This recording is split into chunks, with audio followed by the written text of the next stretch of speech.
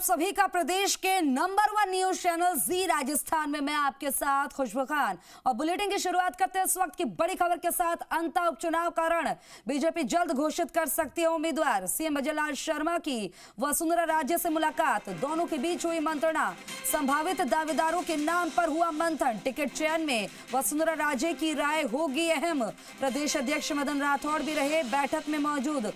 वसुंधरा राजे की मजबूत पकड़ मानी जाती है वारा जिले में। राजे के पुत्र दुष्यंत सिंह लगातार जीत रहे हैं सांसद का चुनाव। बड़ी खबर इस वक्त की जी राजस्थान पर आप देख रहे हैं। अंत उपचुनाव का रण पूरी तरह से तैयार है। कांग्रेस ने अपने उम्मीदवार को घोषित कर दिया, अपने उम्मीदवार का नाम बता दिया है। अब बीजेपी के नाम का इंतजार किया जा रहा है क्योंकि कई नाम रेस में चल रहे हैं। इस बीच दिग्गजों की मुलाकात बहुत कुछ कह रही है। बीजेपी जल्द घोषित कर सकती है उम्मीदवार। सीएम भजनलाल शर्मा की पूर्व सीएम वसुंधरा राजे से मुलाकात हुई, दोनों के बीच में मंत्रणा हुई। संभावित दावेदारों के नाम पर हुआ मंथन और टिकट चयन में वसुंधरा राजे की राय होगी अहम। प्रदेश अध्यक्ष मदन राठौड़ भी रहे मौजूद। बैठक में मौजूद वसुंधरा राजे की मजबूत पकड़ मानी जाती है। महाराष्ट्र जिले में राजे के पुत्र दुष्यंत सिंह लगातार जीत रहे हैं सांसद का चुनाव।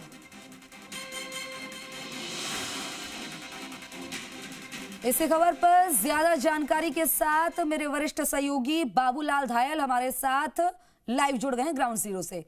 बाबूलाल, अंता उपचुनाव का रण पूरी तरह से तैयार है। कांग्रेस ने अपने नाम की घोषणा कर दी कौन होगा उम्मीदवार, लेकिन बीजेपी के नाम का कब तक इंतजार किया जाए? कौन कौन से नाम रेस में चल रहे हैं और बैठक में क्या कुछ चल रहा है? मुलाकातों का दौर क्या कह रहा है? बहुत ही महत्वपूर्ण मुलाकात थी। भजनलाल शर्मा वसुंधरा राजे के ठीक मेरे पीछे जो रेजिडेंस है, उनका official residence 13A civil lines, वहाँ पर पहुँचे। 1 घंटे तक उन्होंने मुलाकात की। इस दौरान बीजेपी के जो प्रदेश अध्यक्ष हैं मदन राठौड़, वो भी मौजूद रहे। अंता उपचुनाव में किसे उम्मीदवार बनाए पार्टी, इसको लेकर के लंबी चर्चा दोनों के बीच में हुई।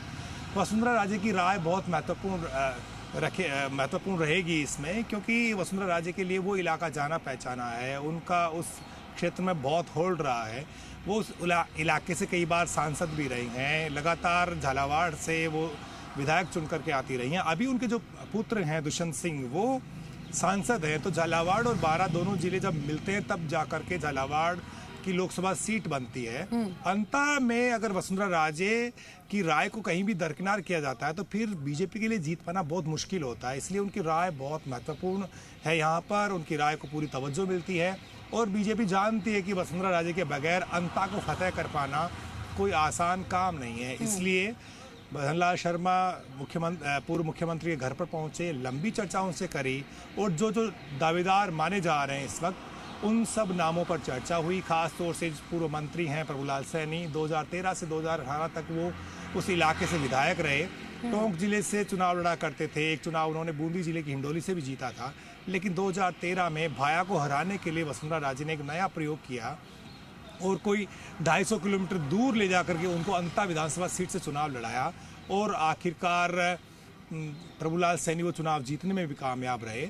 तो भाया को अगर कोई पटका नहीं दे सकता है तो वसुंधरा राजे की रणनीति ही उनको चुनाव हरा सकती है। 2023 में भाया चुनाव वहाँ से हार गए थे। कंवरलाल मीणा ने उनको चुनाव हराया। कंवरलाल मीणा झालावाड़ जिले के रहने वाले थे और पूर्व में मनोर थाना से उन्होंने चुनाव जीता था। तो वसुंधरा राजे ने एक नया प्रयोग फिर दोहराया और कंवरलाल मीणा को अंता से चुनाव लड़ाया और वहाँ उन्होंने जीत दर्ज की। हालांकि पुराना मामला था 20 साल पुराना, जिसमें उनको सजा हुई 3 साल की और उसमें उनको विधायकी गंवानी पड़ी। अब वहाँ पर उपचुनाव हो रहा है।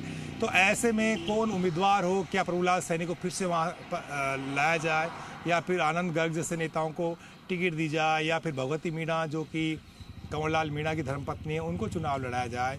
प्रखर कौशल हैं जो कि पूर्व सांसद और दिवंगत नेता रहे हैं, बीजेपी के कद्दावर नेता रघुवीर सिंह कौशल, जिन्होंने राजस्थान के बीजेपी के प्रदेशाध्यक्ष का भी पद संभाला था, राजस्थान की सरकार में मंत्री भी रहे थे, कोटा के भी वो सांसद थे, उनका बड़ा नाम था और इसी इलाके के वो रहने वाले थे। तो उनके जो पौत्र हैं, जो प्रधान हैं इस वक्त, उनको भी पार्टी चुनाव लड़ाने पर विचार कर रही है।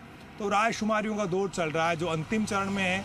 बीजेपी को आजकल में टिकट का ऐलान करना है। अगर पार्टी इसमें देरी करेगी तो फिर एक तरह से मनोवैज्ञानिक दबाव पार्टी को पड़ेगा और एक तरह से रणनीतिक बढ़त जो है कांग्रेस पार्टी इसमें ले चुकी है। टिकट की घोषणा में प्रमोद जैन भाया को टिकट कांग्रेस पार्टी दे चुकी है। अब वो मैदान में अपना चुनाव प्रचार शुरू करने की तैयारी कर रहे हैं। नामांकन दाखिले की जो तारीख है उसके बारे में सोच रहे हैं। लेकिन इस वक्त वहाँ पर जो समीकरण बन रहे हैं उसको भी बीजेपी को अपने ध्यान में रखना होगा, क्योंकि नरेश मीणा ने मैदान में चुनाव लड़ने का ऐलान कर दिया और उन्होंने कह दिया कि वो किसी भी सूरत में पीछे नहीं हटेंगे।